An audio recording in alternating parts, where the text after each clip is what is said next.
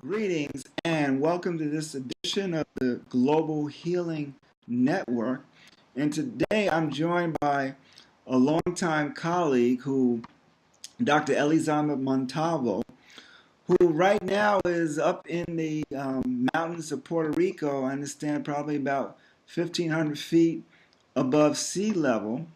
Yeah. And Dr. Montalvo is a board certified family practitioner and practitioner, board certified in integrative medicine as well. And she has an interesting lifestyle, an interesting set of skills as she's back in her native land there in Puerto Rico. And thank you for joining us, Elisama. It's so good to see you. Same here, Kamal. It has been a while, Yes, and so glad we are able to do this. and what I'm trying to do with this global healing network is look at healthcare practitioners and people and the kind of challenges that they face in different areas. So clearly, you're not necessarily an urban practitioner, but you have a set of challenges there. So why don't you just share what it's like being a physician in your part of the world? Sure. It's great to be back home after 20 something years in the States, where I train, and I was able to develop some of my skills. But coming back home is coming back to your roots, to your ancestors. And for me, the setting that I chose to do at this point is federally qualified clinic in which I basically seen a lot of primary care, patients in primary care needs. And Puerto Rico has been in the news for a while now. I don't know if you hear the whole financial situation that we are facing right now. And that is magnifies, obviously, the care that I can provide my patients and my clients. I do see some private patients here in the setting of my beautiful farm, but 50%, 80% of my time is in the clinic. What I'm facing is people who are chronically ill, people who have a long tradition, of seeking out and help and trying to be helped using natural ways, from the herbs, from the spiritual aspects, from being in contact with nature. Unfortunately, Puerto Rico has been colonized for over 100 years, and that means that a lot of the system of United States, for good or for bad, has is the main thing. So the drugs and uh, surgery is the main focus. I do try train in other modalities. When I see this patient, even for 20 minutes, half an hour, they are eager to hear something new. They're eager to say, hey, instead of these drugs, can we try something else? Can we try these supplements? Can we try these herbs? Can we teach you how to breathe? I try to focus that intervention in a short intervention, but more often. So I see the patient more often, maybe once a month, and we target something else. So people are really receptive. We are facing this situation in terms of money, and people don't have right now. We have this Medicaid run, and diabetes is a huge problem, like it's in the States, but somehow Latinos and Hispanics, we are more prone to develop, especially Puerto Ricans, if you see the statistics. And the whole nutritional aspect is big. So I had trained myself in plant-based nutrition, and I've been taking a lot of certification in that aspect. So I try to help people changing the lifestyle. So I hope that I answered that. No, I no, could you go on. I didn't. could go on. No. Well, I mean, there's so many questions that just come up because, when I compare, we're in this urban setting where, I mean, communities of color basically have been, well, here is gentrification. They just get moved out and pushed out of their neighborhoods. But everyone is facing the same question of just finances, of money, as Mm-hmm. basically capitalism is failing and it begins to contract. Mm-hmm. So it's really forcing people to rely more on themselves. And fortunately, the internet is very helpful in that respect. And the information on plant-based diets and healing, it's tremendous. And Yeah. so what I'm curious, I guess one of my first questions is, are there other doctors and practitioners? To what degree are they open, or do you really stand out like a green thumb? you know, Yes. what's Yeah. actually happening? Because I mean, there's only so many drugs you can just push on people, and then they can't afford them. You Mhm. know, and that's the whole thing about a global medicine. Mhm. Allopathic medicine cannot be the primary medicine. Who can Yeah. afford it? Exactly. Exactly. I mean, and obviously, as we know, all the side effects of these drugs and the complications. So yeah, I mean, do stand out. And actually, what I have done since 2008, when I moved 100% here, was intervening at different levels. Try to connect with the medical school, believe it or not. I've been faculty in a couple of the medical school here at the island because, again, somebody has to just put that little seed. And I like to work with first and second years. You know that once you are in third year of medical school, you Right. are done. this, Drugs.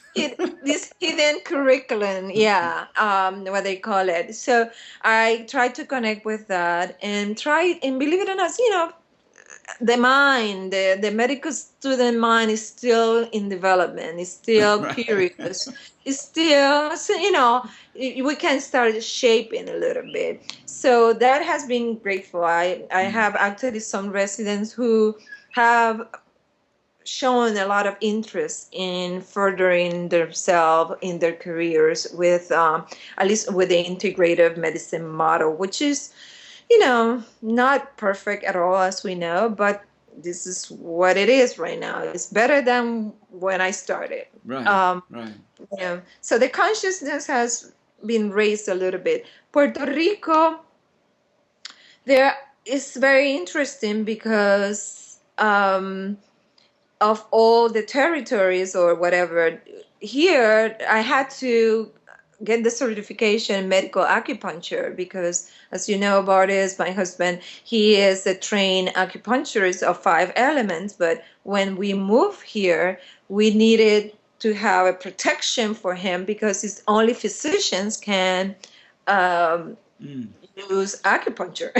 Right. Right. Which is crazy, because they actually have. So before moving, I went to downstate and took this medical acupuncture training, which is not what you did or what even Bardis did, but it was better. It's better than what they offered to this physician. So that's a crazy situation right now. The other thing is the limitation also with even with homeopathy. They bring this doctor from France to give this clinical homeopathy training to doctors, um, which is very non-classical homeopathy. Right. Actually, if you hear some noises, that we have some dogs that like to scrape, so I'm That's sorry. right. You're hearing their fire engines behind me and sirens. So I think I'd rather hear the dogs. That's the other craziness. So we face all this limitation. So the little thing, the little openings, they try to control it too. They try to control classical homeopathy. They try to control more holistic ways of handling acupuncture, only the medical acupuncture, the more clinical acupuncture versus more holistic Chinese medicine. So within that, that's where I'm practicing. That's where I'm trying to affect people first in primary care, and second, affect the minds of young students. So let me ask you, because um, from the outside, I would imagine that people are closer to the land.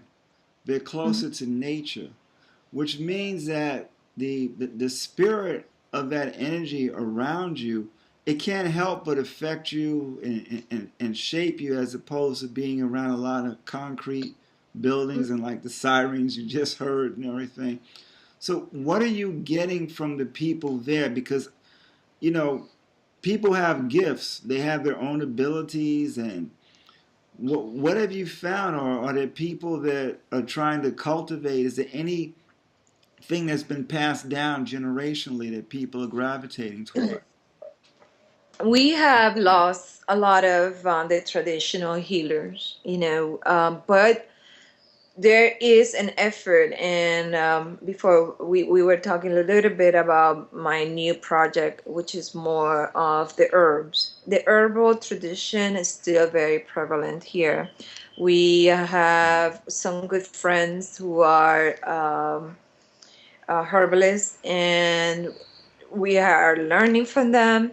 The other things are interesting happen because the financial situation is here. We have to rely a lot. Remember, Puerto Rico um, bring mostly 80% of their food from the United States and on the Wow. outside. Mm-hmm. Yeah. Since the early 1940s, or even before that, when the first migration of Puerto Ricans happened to the States and to Hawaii, believe it or not, that people let down the farming, the agriculture. We quote unquote developed the island, and now we're facing this crisis. And a lot of the young people are decided that they are going back to organic farming. Mm. So we were able to connect with that movement, with young people and older, more agroecological farmers who don't use pesticide. Remember, that's the other thing. We have big corporation, the biotech in the island. Outside of Hawaii and other areas, we are Monsanto and etc. using the island as their experiment. So close to me, we have the Monsanto experimental farming here in the island. Not even maybe 40 minutes, 45 minutes. They use the best land.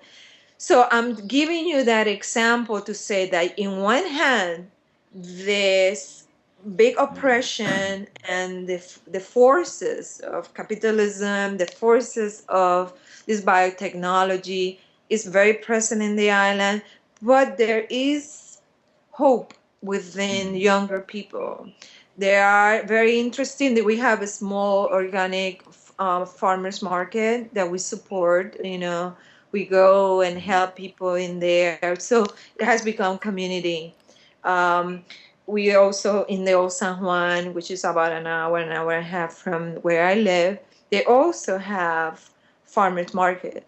So farming and agriculture and being in contact with the land is our hope. And it's the way for us to recover some of our traditional ways of healing. And so that's it. No, no, no. Thank you for sharing that.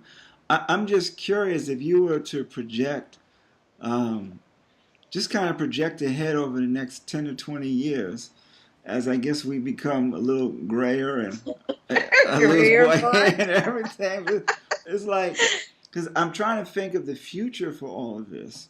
right? What do you think?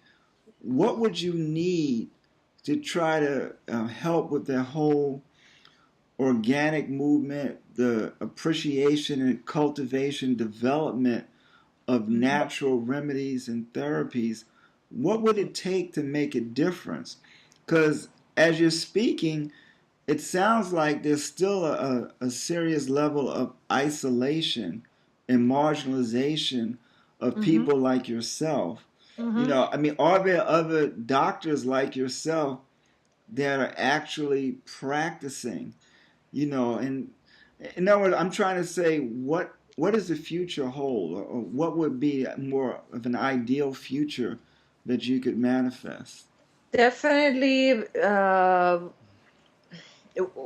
I'm very, very, I mean, the minority is even 1%. So definitely there is an isolation from my part in terms of that, in that level. I would love for us to develop the space of green Zen, and probably in the next 5 years, we are going to open the farm as a home, as a healing home, in which people can come in and just be in contact with nature and um, feed themselves with what nature offers. So that's in short terms. Long term, 15, I want to be able to develop more of the herbal and more of the healthy food consciousness. Hopefully, I will be taking some other training in, uh, cooking. I love to cook. I want to share the vegan and plant-based ways of training to other people, because food is very, very important in Kamam. Food is our contact with your ancestor, with taste, what can change really quickly, can motivate a person to further their own healing through food. So I have focused a lot of from homeopathy and Western medicine, and to really food and growing and herbs and things that people can just quickly Right. learn and start changing their lives. So I want to share something with you I'm figuring out, because part of the idea of this global healing network is really the effort for people that are in small or even kind of isolated places to really think globally and Mm-hmm. to take something simple, a botanical Mm-hmm. product that you develop that see Mm-hmm. that works, and figure out how to be able to share that on a global level, right? To just Mm-hmm. further empower yourself in that way. Because, um, you know, I look at Chinese medicine, the level of respect that's there for it now. And Mm-hmm. recently, when I was up at Yale, I went to the pharmacology department. First of Mm-hmm. all, it's practically all Asians when I was in there. And Wow. what do I see up on the board? I see the Chinese herbs. They're Mm-hmm. figured. So in other words, they are putting value on their cultural knowledge. And I Exactly. see in a lot of places, um, um, countries are still, or countries, I mean Puerto Rico, but Mm-hmm. people are still beholding to the needs of corporate America. In fact, corporate America is right there, as you said, but Okay. right there next to it are riches, things that could be of value, could heal somebody of whatever problem, Mm-hmm. except we want to be able to share that information directly. It doesn't have to go through somebody's corporation. It doesn't have to be the subject of biopiracy, you know. Um, so I totally encourage you, please, to continue to work with folks there, you know, to speak to ancestors, spirit, the earth, whatever, to figure out what gifts are right there at your feet that are Mm-hmm. waiting to be shared with the rest of the world. So, Yeah, definitely. The aspect of the botanicals are calling us. One spices that has bloom here, and I even give to the patient, and as you probably know, is the turmeric or the curcumin, and it has a lot of Western there's studies, there's all kind of research. studies, yeah, and research and all that. But so it's that simple. I sometimes even give it a little root because we're growing, we processing, and but that with our own herbs, that the herbs that are in the tropics, tropics around the world, we share the we get the most biodiverse zone in the world. So this whole global connection for me is so prevalent. I mean, and that's what it keeps me going, because that was a good thing of being in the States, is that you're connected more in terms of intellectual ideas. I have some friends, and we have some this group, like a study group, that we keep going, and we are connecting with more traditional healers. That I mean, I have a person in mind for even for you Yes, to that's very contact. exciting, very exciting. Yeah, because he's from El Salvador. But he has been living here up, a little higher than me, in a close town. But he also shares a lot of the knowledge of the Mayan people, and we are in contact every afternoon. He's a farmer. Every Saturday that we see each other, right now I'm waiting for the Songo cola that he Okay, cultivating all for right, me, because gotu colas, in yeah. terms of tonic for the meringue and so on. So we are gathering more seeds, more local seeds, more, so we can start putting in products for us, and for other folks around the world that we could also share. So that's where That's we're heading. beautiful. We're heading towards that, developing some botanical. That's beautiful, and hopefully this network will be firmly established to Mhm. help you get the word out. Why don't you give some contact information, Sure. um, and then we will say goodbye for now. Okay.